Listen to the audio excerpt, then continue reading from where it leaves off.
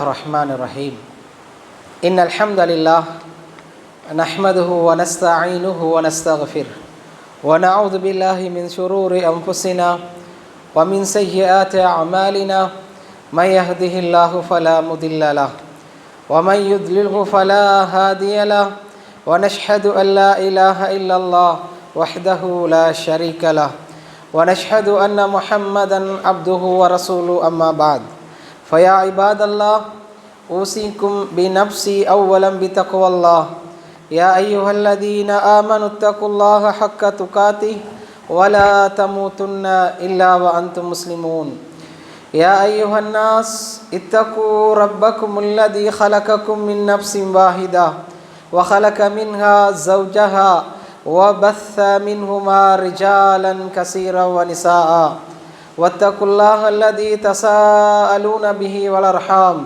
إن الله كان عليكم رقيبا قال الله تعالى في القرآن المجيد أعوذ بالله من الشيطان الرجيم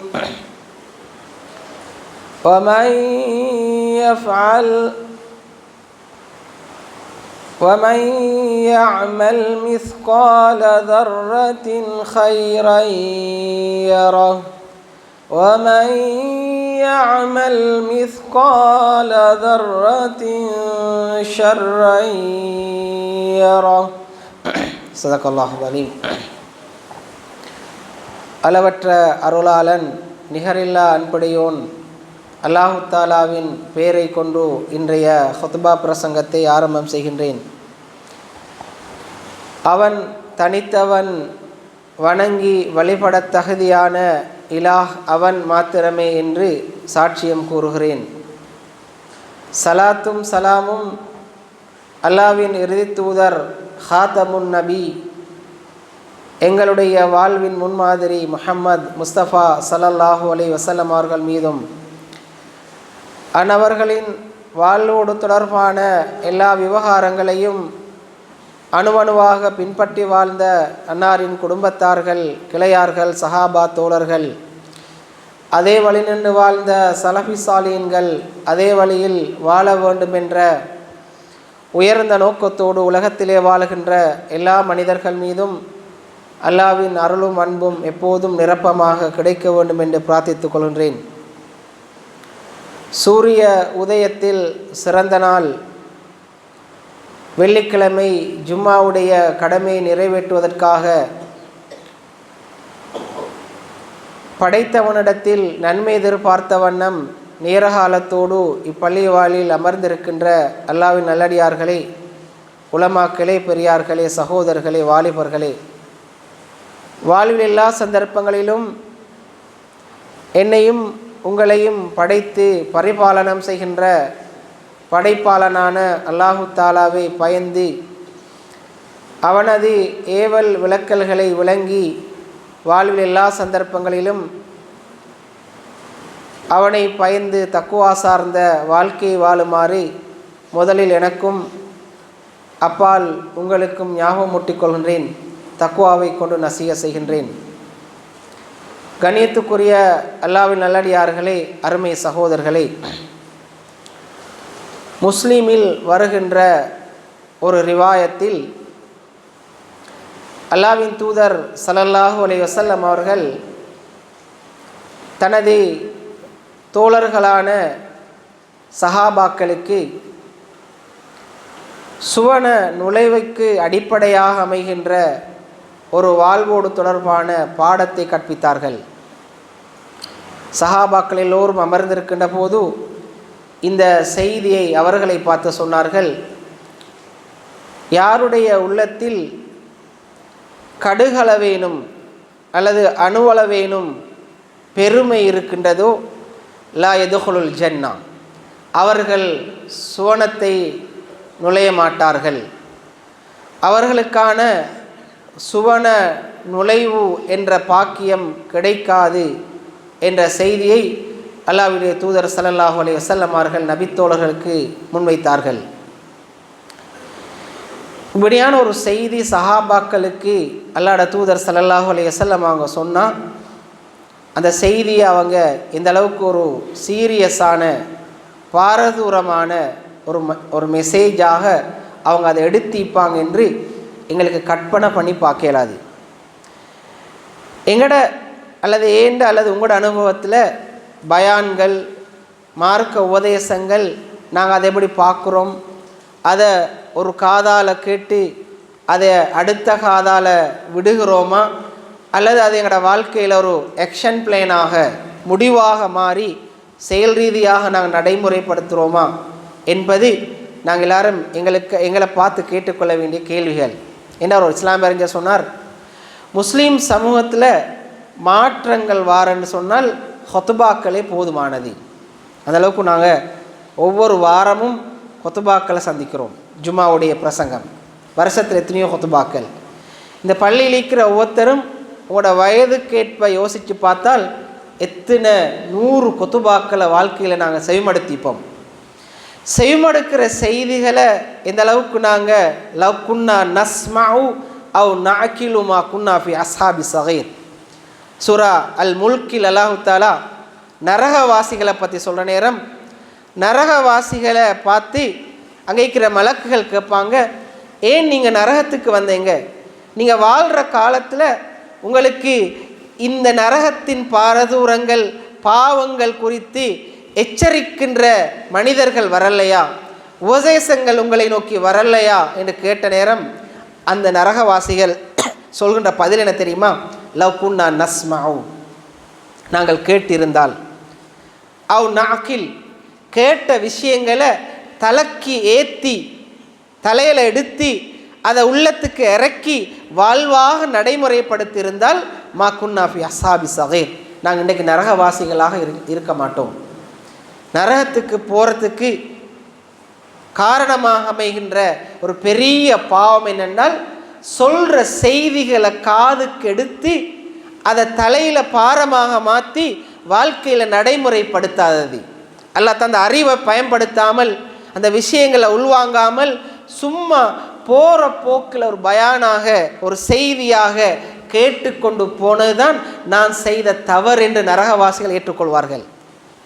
அந்தளவுக்கு நரகத்துக்கு போகிறதுக்கான ஒரு அடிப்படையான ஒரு காரணமாக அல்லாஹ் தஆலா சொல்லி காட்டுறான்.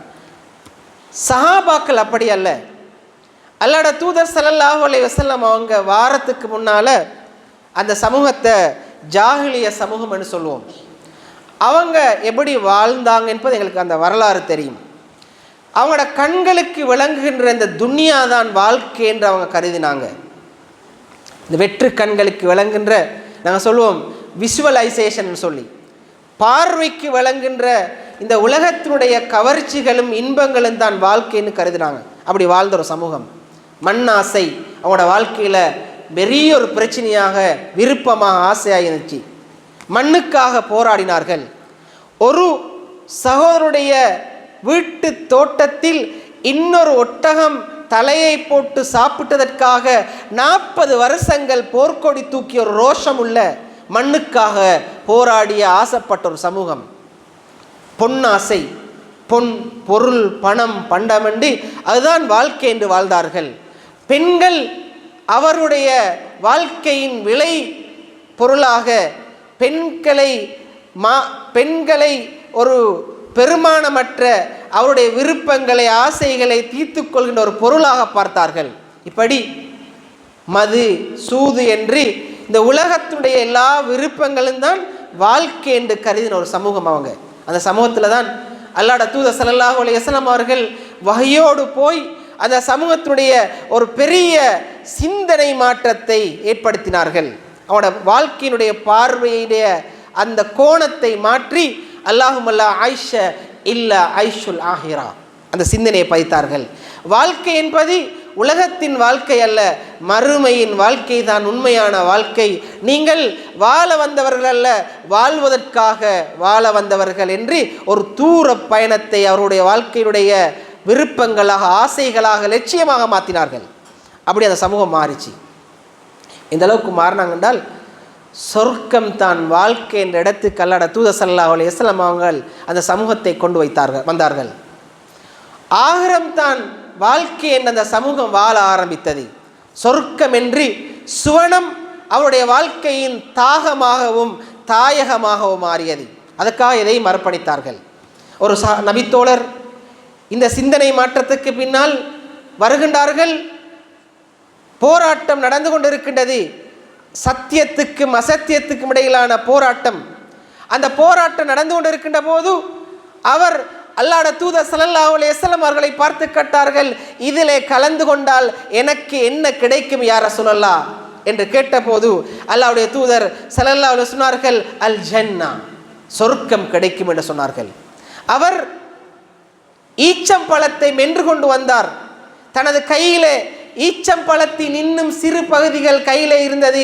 அவர் யோசித்தார், அந்த ஈச்சம்பழ துண்டை சாப்பிடுவது எனது சுவன நுழைவுக்கு தாமதத்தை ஏற்படுத்தும் என்று அதை எறிந்துவிட்டு யுத்தத்திலே கலந்து ஷஹீதாகி சுவன பாக்கியத்தை பெற்றுக்கொண்டார். அப்படி அந்த சமூகம் மாறிச்சு.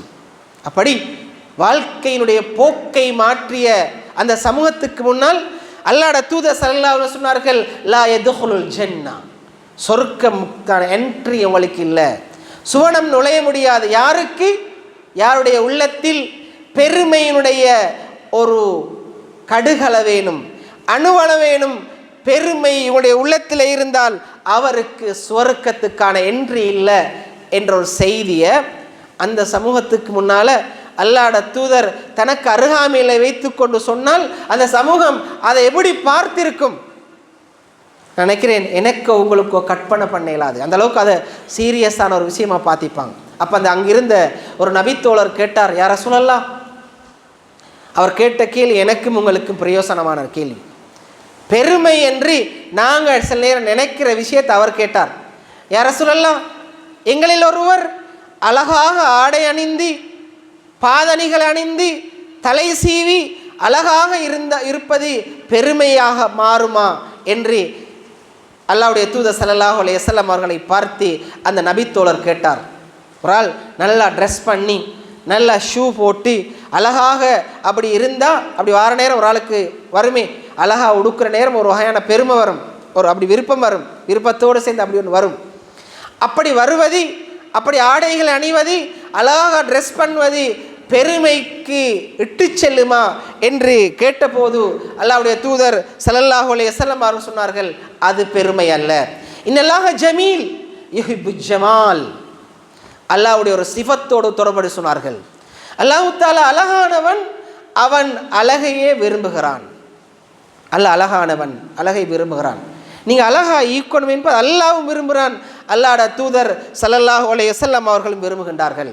அல்லாஹ்வுடைய தூதர் ஸல்லல்லாஹு அலைஹி வஸல்லம் சொன்னாங்க எப்படின்னால், அஸ்லிஹு ரிஹாலக்கும் வஸ்லிஹு லிபாசக்கும், உங்களோட வாகனங்கள் நீங்கள் அழகுபடுத்திக் கொள்ளுங்க, உங்களோட உடுப்புகளையும் அழகுபடுத்திக் கொள்ளுங்க. அல்லாஹ்வுடைய தூதர் சொன்னாங்க. நீங்கள் போகிற வார வாகனம் தானே, அதை ஊத்தையாக வச்சுக்கொள்ள வேணாம், அழகுபடுத்திக் கொள்ளுங்க, அழகாக வச்சுக்கொள்ளுங்க, துப்புரா வச்சுக்கொள்ளுங்க. நீங்கள் உங்களோட உடுக்கிற உடுப்புகளை நீங்கள் அழகுபடுத்திக் கொள்ளுங்கள். அப்படி அழகாக இருப்பதை நான் விரும்புகிறேன், அல்லாஹ்வும் விரும்புகிறான்.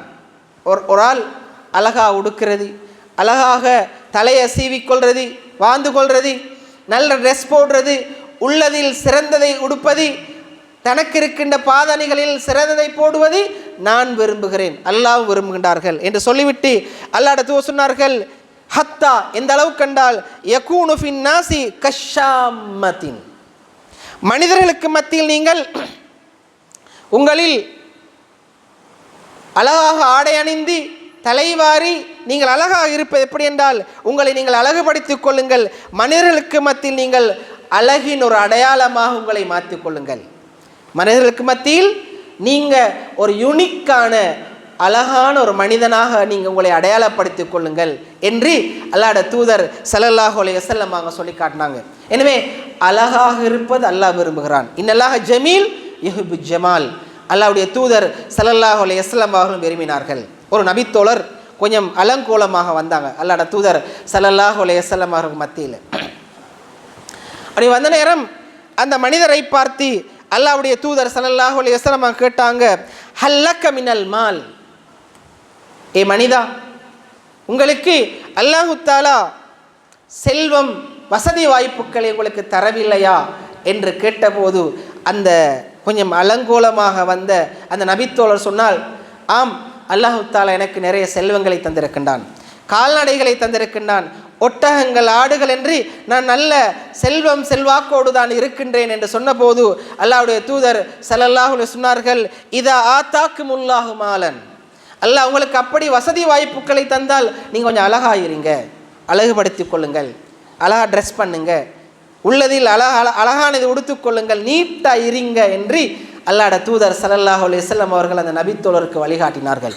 என்ன சரோலை, நாங்கள் சில நேரம் இந்த ஹதீஸ்களை மறுபக்கம் விளங்கி ஒரு ஹதீஸுக்கு தானே, நீங்கள் துனியாவில் குன் ரப்பானியன், நீங்கள் உலகத்தில் ஒரு வழிப்போக்கனாக பற்றட்டவனாக உலகத்திலே வாழுங்கள் என்ற ஹதீஸை சில நேரம் நாங்கள் எப்படி நினைக்கிறோம், ஊத்தை ஆயிக்கணும்னு சொல்லி. அப்படி அல்ல, அழகாய்க்கணும், மனமாய்க்கணும், நீட்டாய்க்கணும். அது அல்லாஹ் விரும்புகிறான், அல்லாஹ்வுடைய தூதர் ஸல்லல்லாஹு அலைஹி வஸல்லம் அவங்களும் விரும்பினாங்க என்பதை இந்த வழிகாட்டலூடாக நாங்கள் விளங்கிக் கொள்ளையிலும். ஏன்னா அல்லாஹ்வுடைய தூதர் சொன்னாங்க, அந்த தபித்தோழருக்கு அழகாக உடுப்பது, அழகாக தலைவாருவது, நல்ல பாதணிகளை போடுவது அது பெருமை அல்ல. அப்படி ஒரு ஆள் உடுக்கிறதுனா பெருமை வராமல் அவர் பாதுகாத்துக்கொள்ளணும். ஆனால் அப்படி அழகாக இருப்பது பெருமை அல்ல என்று சொல்லிவிட்டு அல்லாஹ்வுடைய தூதர் ஸல்லல்லாஹு அலைஹி வஸல்லம் அவர்கள் லா யதுஹுல் ஜன்னா, நீங்கள் சொர்க்கம் நுழைய மாட்டேங்க, உங்களுடைய உள்ளத்தில் பெருமையின் கடுகளவு அல்லது அணுவளவு இருந்தாலும் என்று சொன்ன அதற்கான விளக்கத்தை அல்லாஹ்வுடைய தூதர் ஸல்லல்லாஹு அலைஹி சொன்னார். ஏனென்றால் பெருமைக்கான 2 அடையாளங்களை சொன்னார்கள். பத்ருல் ஹக், கம்துன் நாஸ். ஒன்று சத்தியம், அடுத்தது மனிதன். 2ஐயும் சொன்னாங்க. சத்தியத்தை மறுக்கிறது, உண்மையை மறுப்பதும், மனிதர்களை கேவலமாக கருதுவதும் தான் பெருமையின் அடையாளம் என்று அல்லாஹ்வுடைய தூதர் ஸல்லல்லாஹு அலைஹி வஸல்லம் அவங்க சொல்லி காட்டினாங்க. சத்தியத்தை மறுக்கிறென்றால், உண்மையை மறுக்கிறென்றால், உங்களுக்கு முன்னால் சத்தியம் சொல்லப்பட்டால், மார்க்கத்திட விஷயங்கள், நேரான விஷயங்கள், சரியான விஷயங்கள், உண்மைகள் உங்களுக்கு சொல்லப்பட்டால் அதை தாண்டி நீங்கள் முந்தக்கூடாது. அது பெருமையின் அடையாளம். முதலாவது விஷயம், மார்க்கம் சொல்லப்படுறா, சரியான விஷயங்கள் உங்களுக்கு சொல்லப்படுறா, சத்தியங்கள் உங்களுக்கு முன்னால் எடுத்து காண்பிக்கப்பட்டால் அது உங்களுக்கு சில நேரம் தெரியாமல் கேளும், அப்போ தான் தெரிந்திருக்கலாம். அதுக்காக வேண்டி நீங்கள் இதெல்லாம் எங்களுக்கு புதுசாக இருக்கின்றது என்பதற்காக வேண்டி சத்தியம் சொல்லப்பட்டால் அதனை மறுப்பது, அதுக்கு எதிராக பேசுவது, அதிலே முரண்பட்டு கொள்வது அல் கிபர், பெருமையினுடைய அடையாளம் என்று அல்லாஹ்வுடைய தூதர் ஸல்லல்லாஹு அலைஹி வஸல்லம் சொல்லி காட்டினார். இது முதலாவது விஷயம். 2வது விஷயம் என்ன தெரியுமா, கம்துன் நாஸ். உங்களை விட ஒரு மனிதன் மேலே போகலும், உங்களை விட அவர் உயரலாம், அப்படி உயர்வது அல்லது உங்களை விட மேலே போனால் அவரை நீங்கள் கேவலப்படுத்தக்கூடாது, இழிவாக கருதக்கூடாது. நீங்கள் யார் எங்களுக்கு சொல்கிறதுக்கு, நீங்கள் எப்போ மௌலவி ஆகினீங்க அப்படி பேசுவாங்க. ஒரு ஆள் எங்களை விட குறைந்தவர் அல்லது எங்களை விட வசதியில், அறிவில், அந்தஸ்தில், குடும்பத்தில் குறைந்தாக்கள் சில நேரம் சமூகத்தில் கொஞ்சம் மேலே போகிற நேரம் அது வசதியாலை கேளும் அல்லது அறிவாலை கேளும் அந்தஸ்தாலை கேளும், அப்படி போகிற நேரம் அதை பார்த்து செலாக்களால் தாங்கிக் கொள்ளையில்லாமல் அதை தட்ட பார்ப்பாங்க.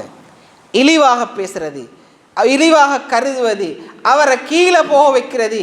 நீங்கள் சொல்லி நாங்கள் எப்படி கேட்கலும், நீங்கள் எப்போ இந்த இடத்துக்கு வந்தீங்க, நீங்கள் எப்படி எங்களுக்கு அட்வைஸ் பண்ணலும், நீங்கள் எப்போ மௌலவி ஆகினீங்க அப்படின்னு எல்லாம் வித்தியாசமான கருத்துக்களூடாக, வித்தியாசமான ஜாடைகளூடாக ஒரு ஆளை இழிவாக கருதுவது பெருமையின் அடையாளம் என்று அல்லாஹ்வுடைய தூதர் ஸல்லல்லாஹு அலைஹி வஸல்லம் சொல்லி காட்டினாங்க. அன்பார்ந்த அல்லாஹ் நல்லடியார்கள், அருமை சகோதரர்களே, எனவே இந்த மனோநிலை, இந்த குணம் ஒரு மனிதனிடத்தில் இருந்தால் அந்த மனிதனை அது இழிவுபடுத்தும், அவர் அசிங்கமாக்கும், அழகுபடுத்தாது. இது ஒரு பண்பட்ட, நாகரிகமுள்ள, ஒழுக்கம் நிறைந்த, ஒரு ஈமானியத் நிறைந்த ஒரு மூமினின் வெளிப்பாடு அல்ல. அவர்கிட்ட அப்படி இருக்க இயலாது, இந்த குணம் இருக்க இயலாது. அல்லாஹு தஆலா சூரா ஹுஜராத்தில் சொல்லி காட்டுறான். ஆரம்ப வசனம், சூரா ஹுஜராத்தினுடைய ஆரம்ப வசனம் என்ன தெரியுமா, யா அய்யுஹல்லதீன ஆமனு என்றெல்லாம் ஆரம்பித்து இந்த அல்லாஹ்வையும் அல்லாஹ்வுடைய தூதரை நீங்கள் முந்தக்கூடாது என்று அல்லாஹ் சொல்லி காட்டுகிறான். அது ஈமானின் அடையாளம். முந்தக்கூடாது என்றால் அல்லாஹ் சொல்லி அல்லாஹ்வுடைய தூதர் ஒரு விஷயத்தை சொன்னால் நீங்கள் அதுக்கு கட்டுப்படணும். அதுதான் சத்தியத்துக்கு கட்டுப்படுதல். உண்மைகள் சொல்லப்பட்டால் அதுக்கு நீங்கள் கட்டுப்பட்டு பணிந்து போவது ஈமானின் அடையாளம். அது உங்களுடைய பணிவின் ஒரு பண்பாகவும் காணப்படும். ஒரு விஷயம் சொன்னால் அதை ஏற்றுக்கொள்வது, அது சரியாக இருந்தால். அதை மறுப்பது அல்லாஹ்வுக்கு மாறு செய்வதை போன்றது, அல்லாஹ்வுடைய தூதருக்கு மாறு செய்வதை போன்றது. இந்த மார்க்கத்துக்கு நீங்கள் முரணாக நடப்பதற்கு சமனானது. அப்படி நடக்க இயலாது. அது பெருமையின் அடையாளம். நான் பார்க்குறோம், சரியான ஒரு விஷயத்தை சொன்னால் ஏற்றுக்கொள்ளாத மனோநிலைகளை பார்க்கின்றோம். அதை எப்படி நாங்கள் ஏற்றுக்கொள்ள இயலும்? அதை எப்படி நாங்கள் ஏற்றுக்கொள்ள இயலும்? அதை எப்படி நாங்கள் அங்கீகரிக்க முடியும்?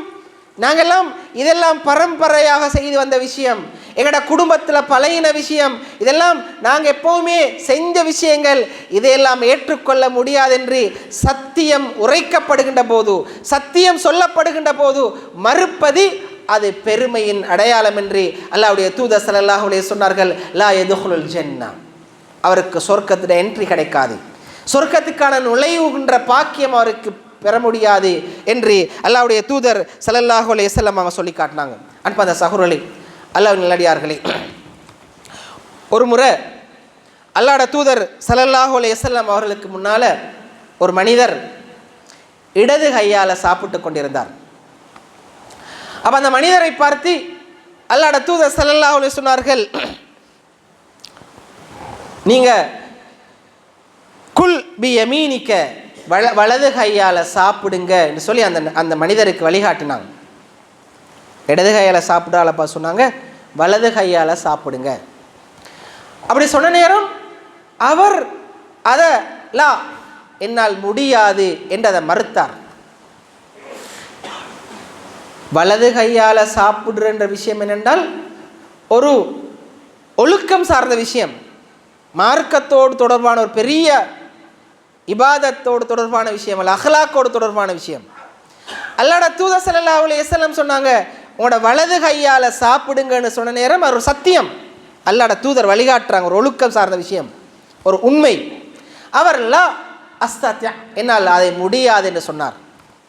அல்லாஹ்வுடைய தூதர் ஸல்லல்லாஹு அலைஹி வஸல்லம் அவர்கள் அந்த மனிதனை பார்த்து சொன்னார், லஸ்ததஅத, உங்களுக்கு அது முடியாமலே போகட்டும், உங்களுக்கு முடியாமலே போகட்டும் என்று அல்லாஹ்வுடைய தூதர் ஒரு வகையான சவித்தலோடு தொடர்பாக அப்படி சொல்லிட்டாங்க. அவருக்கு அதுக்கு பின்னால் வலது கை அவருக்கு உயர்த்தவே முடியாமல் போனது என்பது வரலாறு எங்களுக்கு தெரியும். அல்லாஹ்வுடைய தூதர் ஸல்லல்லாஹு அலைஹி வஸல்லம் அவங்க சாதாரணமாக சபிக்கின்ற அந்த பண்பு இல்லை.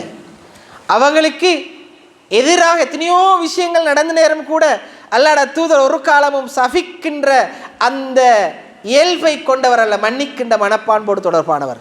அப்படிப்பட்ட அல்லாஹ்வுடைய தூதர் கூட ஒரு விஷயம் சொல்லி அதை உண்மையை மறுத்த போது அப்படி அந்த நபித்தோழருக்கு சொன்னார், அந்த மனிதருக்கு சொன்னார் என்றால் இது எந்த அளவுக்கு ஒரு முக்கியமான விஷயம். உங்களுக்கு ஒரு சத்தியம் சொல்லப்பட்டால், உண்மை சொல்லப்பட்டால் அதனை மறுப்பது பெருமையின் அடையாளம் என்று அல்லாஹ்வுடைய தூதர் ஸல்லல்லாஹு அலைஹி வஸல்லம் அவர்கள் இந்த நிகழ்வுடைய சொல்லிவிட்டு சொன்னார்கள், அவரை வமா மனஹு இல்லல் கிபர், அவரை அப்படி தடுத்தது பெருமை தான் என்று நபித்தோழர்களுக்கு அந்த விஷயத்தை சொல்லி காட்டினாங்க. அவருக்கு நான் சொன்னதை அவர் ஏற்றுக்கொள்வதற்கு மறுத்தது அவர்களே இருந்த பெருமை தான் என்று அல்லாஹ்வுடைய தூதர் ஸல்லல்லாஹு அலைஹி சொன்னாங்க. இணைய சகோதரர்களே, அல்லாஹ் நல்லடியார்களே, ஒரு விஷயம் அது சரி என்று சொல்லப்பட்டால் ஏற்றுக்கொள்வது இஸ்லாம், அது ஒரு ஒழுக்கம், மார்க்கம். அது மாத்திரமல்ல, அது எங்களுடைய பணிவின் அடையாளம். அதனை மறுப்பது பெருமையின் அடையாளம் என்று அல்லாஹ்வுடைய தூதர் ஸல்லல்லாஹு அலைஹி வஸல்லம் அவங்க சொல்லி காட்டினாங்க. அதே போன்று மனிதர்களோடு தொடர்பான விஷயம்தான். உங்களுக்கு மேலே ஒரு மனிதன் போகிற நேரம் அவர் உங்களுக்கு மேலே பெய்த்தார் என்பதற்காக வேண்டி நீங்கள் அவரை இழிவாக கருத முடியாது, தட்டையிலாது. அப்படி இழிவாக கருதுவது, ஒரு ஆளை கேவலமாக கருதுவது பெருமையின் அடையாளம் என்று கம்துன்னாஸ், மனிதர்கள் அப்படி கருதுவது பெருமையின் அடையாளம் என்று அல்லாஹ்வுடைய தூதர் ஸல்லல்லாஹு அலைஹி வஸல்லம் அவங்க சொல்லி காட்டினாங்க. சஹூரலி, இப்லீஸ் சபிக்கப்பட்டதனுடைய அடையாளம், அதற்கான அடிப்படையான குணம் பெருமை தான். இப்லீஸ் அல்லாஹ்வை வணங்கி கொண்டிருந்தவன். அல்லாஹு தாலா ஆதம் அலைஹிஸ்ஸலாத்துக்கு சுஜூது செய்யுமாறு சொன்னபோது இப்லீஸ் மறுத்தான். என்ன சொன்னான்? ஹலக்தனி மினன்னார் ஹலக்தஹு மின் தீன். நான் நெருப்பால் படைக்கப்பட்டவன், மண்ணால் படைக்கப்பட்ட ஆதமை நான் எப்படி சுஜூது செய்ய முடியும் என்று அந்த விஷயத்தை மறுத்தான். அதற்கான கேவலம் என்ன? அல்லாஹு தாலா அந்த இப்லீஸை கொடுத்த கேவலம் என்ன? அவுது பில்லாஹி மினஷ் ஷைத்தானிர் ரஜீம்.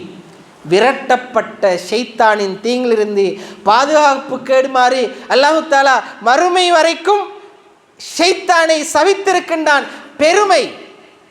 பெருமை அல்லாஹ் சொன்னதுக்கு அவன் மறுத்ததற்கான காரணம் அவனுடைய உள்ளத்திலே வந்த பெருமை.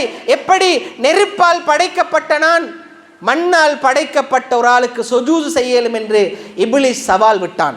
அந்த சத்தியத்தை மறுத்தான். சகோதரர்களே, அப்படி மறுப்பது, மனிதர்களை கேவலமாக கருதுவது பெருமையின் அடையாளம் என்று அல்லாஹ்வுடைய தூதர் ஸல்லல்லாஹு அலைஹி சொன்னாங்க. அது எங்களை சொர்க்கத்துக்கு நுழைவதற்கான தடையாக அமையும் என்று அல்லாஹ்வுடைய தூதர் ஸல்லல்லாஹு அலைஹி சொல்லி காட்டினாங்க. ஹஸரத் உமர் ரலியல்லாஹு ஆட்சி காலத்தில் அவர் சாம்ராஜ்யத்தின் தலைவராக இருக்கிறார். ஒரு சாம்ராஜ்யம் என்பது எங்களை நாட்டை விட பெரிது. அப்படி ஒரு சாம்ராஜ்யத்தின் தலைவராக இருக்கிற நேரம் அங்கிருந்த சஹாபாக்களுக்கு, அவருடைய குடிமக்களுக்கு ஒரு பிரச்சனை இருந்துச்சு.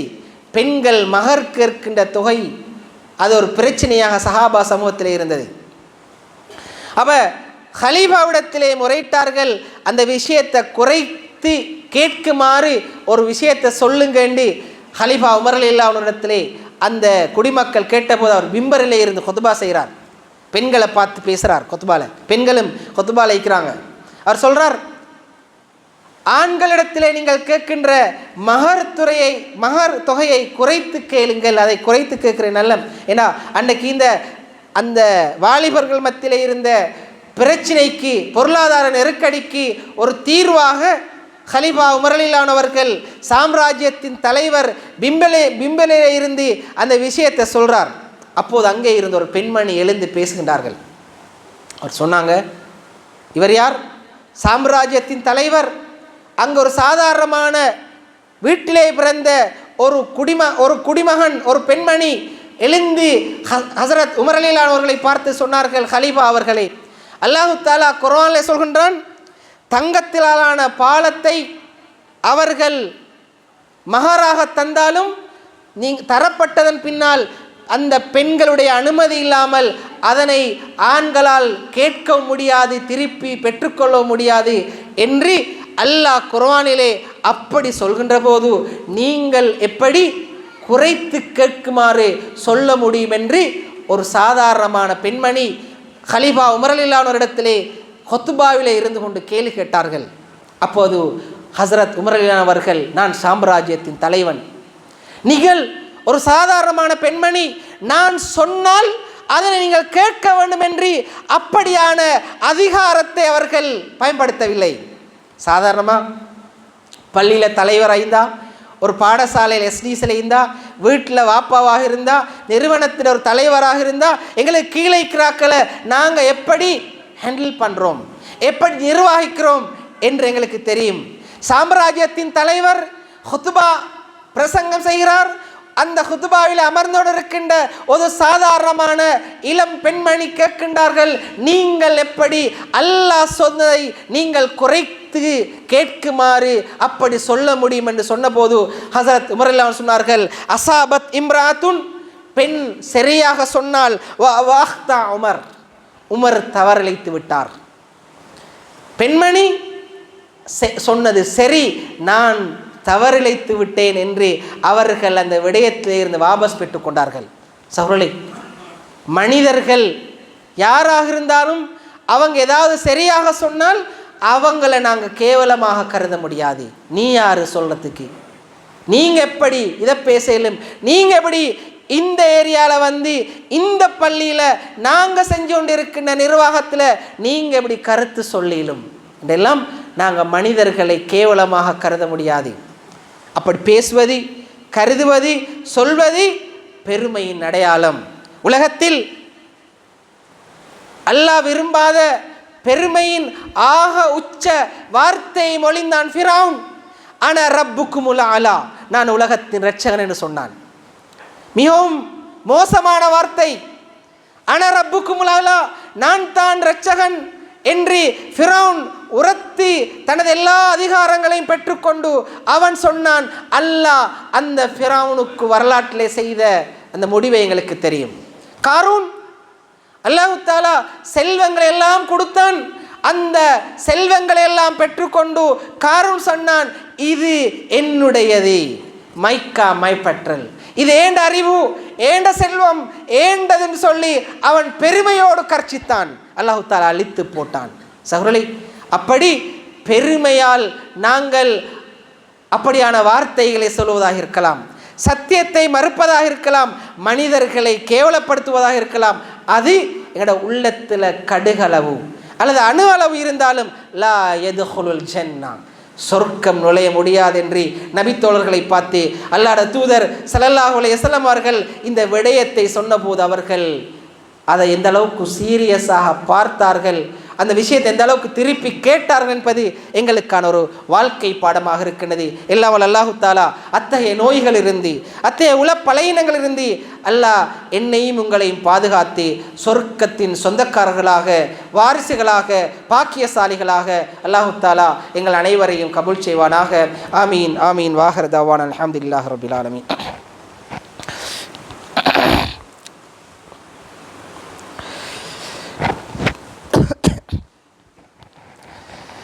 அல்ஹம்துலில்லாஹி ரப்பில் ஆலமீன். வஸ்ஸலாத்து வஸ்ஸலாமு அலா அஷ்ரஃபில் அன்பியாஇ வல் முர்சலீன் வ அலா ஆலிஹி வ அஸ்ஹாபிஹி அஜ்மாயின் அம்மா பஅத். அன்பார்ந்த அல்லாஹ்வின் நல்லடியார்களே, அருமை சகோதரர்களே, பெருமை என்பது அல்லாஹ்வுடைய தூதர் ஸல்லல்லாஹு அலைஹி வஸல்லம் சொன்னார்கள், இன்னல்லாஹ ஜமீல் யுஹிப்பு ஜமால், அல்லாஹ் அழகானவன், அழகை விரும்புகிறான். நீங்கள் அழகா இருப்பது பெருமை அல்ல, அழகா ஈக்கணும். அல்லாஹ்வும் விரும்புகிறான், அல்லாஹ்வுடைய தூதர் ஸல்லல்லாஹு அலைஹி வஸல்லம் அவங்க விரும்புகிறாங்க என்ற வழிகாட்டல் நாங்கள் பார்த்தோம். பெருமை என்பது பத்ருல் ஹக் கம்துன் நாஸ். என்னோட உள்ளத்தில் பெருமையுடைய அடையாளமாக வார விஷயம் என்னென்றால் சத்தியத்தை மறுக்கிறதும் மனிதர்களை கேவலமாக கருதுறதும். இந்த குணம் யாருக்கு தெரியுமா வரும்? இந்த பண்பு யாருக்கு தெரியுமா வாரது? நான் என்று ஒரு ஆள் கருதுகிற நேரம்தான். நான் தான் எல்லாம், நான் என்ற முனைப்பு ஒரு ஆளுக்கு வந்தால் அது பெருமையின் வெளிப்பாடாக இருக்கும். நான், எங்களோட குடும்பம், நாங்கள் யார் தெரியுமா, நாங்கள் தானே எல்லாம் என்று நான் என்று தன்னை முந்திக்கொண்டு அப்படி ஒரு ஆள் யோசிக்கிற நேரம் அவருக்கு முன்னால் சத்தியங்கள், உண்மைகள், சரியானவைகள் சொல்லப்பட்டாலும் அதை அவர் ரிஜெக்ட் பண்ணுவார், அவருக்கு சார்பாக வராட்டி. அதே மாதிரி அவர் முன்னுக்கு யாரும் மேலே போட மாட்டார், அதை அவர் தட்டி கேவலமாக கருதுவார். இது பெருமையின் அடையாளமாக எத்தனையோ உதாரணங்களை சொல்லி. அன்பார்ந்த சகோதரர்களே, அல்லாஹ்வின் நல்லடியார்களே, அல்லாஹ்வுடைய தூதர் ஸல்லல்லாஹு அலைஹி வஸல்லம் உடைய மஜ்லிஸில் நடந்த இன்னொரு சம்பவத்தை சொல்லி முடிச்சுக்கொள்கிறேன். பிலால் ரலியல்லாஹு அன்ஹு அவர்கள், அபூதர் கிஃபாரி ரலியல்லாஹு அன்ஹு அவர்கள், இந்த இரண்டு பேருக்கும் இடையில் நடந்த ஒரு வாய் தர்க்கம் எங்களுக்கு தெரியும். அந்த சம்பவம், பிலால் ஒரு நீக்ரோ, கருப்பினத்து குடும்பத்திலே பிறந்த ஒரு நபித்தோழர். அபூதர் கிஃபார் அவர்கள் பாரசீகத்தைச் சேர்ந்த ஒரு சிவத்த தாயின் மகன்.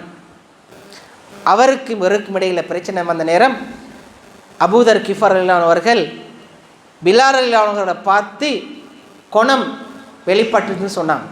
நான் சொல்லுவோமே, சில நேரம் எங்களுக்கு சண்டை வார நேரம், பிரச்சனை வார நேரம், எங்களுக்கு கோபம் வந்தால் நாங்கள் இழிவாக ஆட்களுக்கு சொல்கிற வார்த்தைகள் ஒன்று தான் அது அந்த குடும்பத்தில் குணம் ஒன்று சொல்லுவோம். அது அப்படித்தான், அவனோட ஏரியா அவங்களுக்கு தெரிந்தானே, அது அப்படித்தான் வரும்.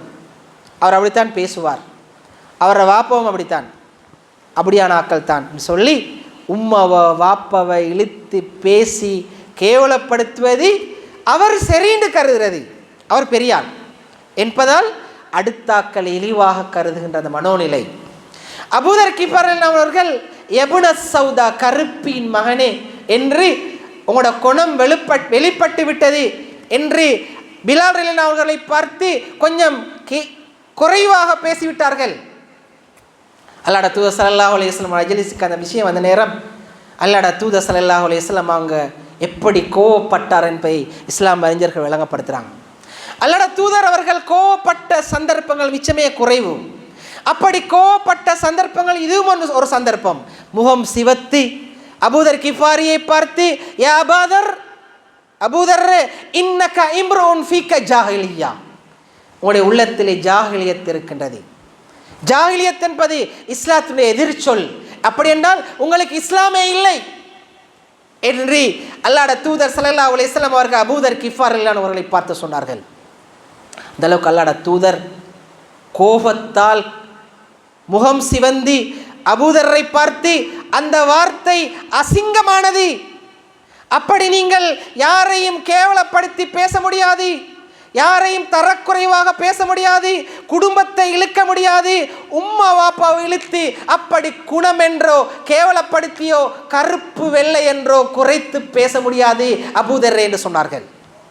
அபூதர் அவர்கள் இஸ்லாத்தை ஏற்றுக்கொண்ட வரலாறு ஒரு அற்புதமான வரலாறு. அதை சொல்றதுக்கு எனக்கு நேரம் போதாது. அப்படி ஒரு மிகவும் டென்ஷனான சிச்சுவேஷனில் அபூதர் கிஃபார் அவர்கள் இஸ்லாத்துக்கு வந்த ஒரு நபித்தோழர், இஸ்லாத்தோடு மிகவும் பலமாக இறுக்கமாக இருந்த ஒரு ஈமான்தாரி, ஒரு பக்குவமான மனிதர். அவர் சொன்ன வார்த்தை எங்கட பார்வையில் அது வார்த்தையே அல்ல, அது ஒரு விஷயமே அல்ல. எபுன சௌதா, கருப்பின் மகனே. பிலால் என்ன சிவத்த பெண்ணின் மகனா? அவர் கருப்பின் மகன் தான். கருப்பின் மகனை கருப்பின் மகன் என்று சொன்னதை அல்லாஹ்வுடைய தூதர் உங்கள்கிட்ட இஸ்லாமே இல்லை என்று மிகவும் கோவப்பட்ட அல்லாஹ்வுடைய தூதர் ஸல்லல்லாஹு அலைஹி வஸல்லம் அவர்கள் அபூதர் கிஃபாரியை பார்த்து சொன்னார்கள், மனிதர்களை கேவலப்படுத்த முடியாது. லா யஸ்ஸர் கௌமுன் மின் கௌமின் அஸா அய்யகூனு கைரம் மின்ஹும். அல்லாஹ் சூரா ஹுஜராத்தில் சூரா அல் அஹ்லாக், இஸ்லாம் அறிஞர்கள் சூரா ஹுஜராத்துக்கு அஹ்லாக் என்று சொல்வார்கள். அஹ்லாக்கை பேசுகின்ற சூரா. அதிலே சமூகத்துடைய கட்டமைப்பை பற்றி எல்லாம் பேசுகின்ற போது சொல்வான், நீங்கள் யாரும் இன்னொரு மனிதனை கேவலமாக கருத வேண்டாம். கருதுகின்ற அந்த மனிதன் உங்களை விட சிறந்தவராக மாறலாம். அது ஆணாக இருக்கலாம், பெண்ணாக இருக்கலாம். நீங்கள் யாரையும் இழிவாக கருத வேண்டாம். எனவே அல்லாஹ்வுடைய தூதர் அபூதர் கிஃபாரியை பார்த்து சொன்னார்கள், உங்களிடத்தில் ஜாஹிலியத் இருக்கின்றது அபூதரே, உங்களோட உள்ளத்தை சரி செய்து கொள்ளுங்கள். அபூதர் கிஃபார் அவர்கள் பாலைவனத்திலே படுத்துக்கொண்டு பிலாலுடைய பாதம், பிலாலுடைய கால் என்னுடைய கன்னத்தை மிரிக்கும் வரைக்கும் நான் இதிலே இருந்து எழும்ப மாட்டேன் என்று ஒரு மனிதநேய பாடத்தை கற்பித்தார்கள் அபூதர் கிஃபார் அவர்கள். பிலால் அவர்கள் அபூதரை எழும்புமாறு சொல்லி அவரை அனைத்து முஆனக்கா செய்து கொண்டார்கள். நான் உங்களை மன்னித்து கொண்டேன், நீங்கள் எழும்புங்கள் அபூதரே என்று சொன்னார்கள். இது அந்த சமூகத்தில் இருந்த சகோதரத்துவம், மன்னிக்கின்ற தன்மை, விட்டு கொடுக்கின்ற தன்மை, தவறை திருத்திக் கொள்கின்ற பண்பு. சகோதரர்களே, மனிதர்களை கேவலமாக கருத முடியாது. கம்துன் நாஸ், மனிதர்களை உங்களை விட மேலே போனால் அவரை தட்டுறது, கேவலமாக கருதுவது பெருமையின் அடையாளம்.